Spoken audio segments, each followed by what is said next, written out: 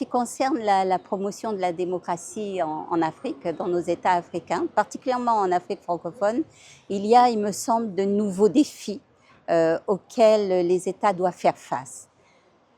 Ce premier défi, c'est le problème des accords politiques de paix. Les accords politiques de paix ont cela de gênant que ce sont des accords qui, parfois, supplantent les constitutions.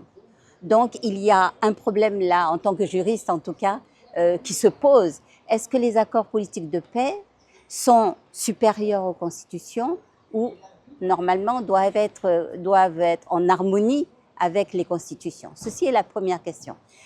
Le deuxième défi qui se pose, c'est que l'on constate que de plus en plus, et là, la République centrafricaine, qui est mon pays, a été un peu le laboratoire dans ce sens-là, de plus en plus, les États font appel à ce que l'on appelle des sociétés militaires privées ou alors des mercenaires. Et en ce qui nous concerne, c'est la société Wagner. La société Wagner, donc, est intervenue à partir de 2017 à peu près en République centrafricaine. Mais qu'est-ce que l'on constate? L'État fait appel à ces sociétés pour l'aider, pour essayer de régler les crises sécuritaires, parce qu'il y a des groupes armés et tout. Mais qu'est-ce qui se passe? En fait, ces sociétés s'ingèrent dans les pouvoirs régaliens de l'État.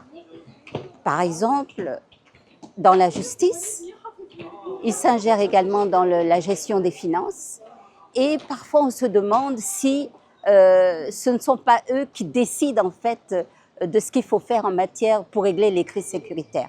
Et surtout, et c'est connu et ça a été documenté, cette société a commis de nombreuses exactions sur les populations.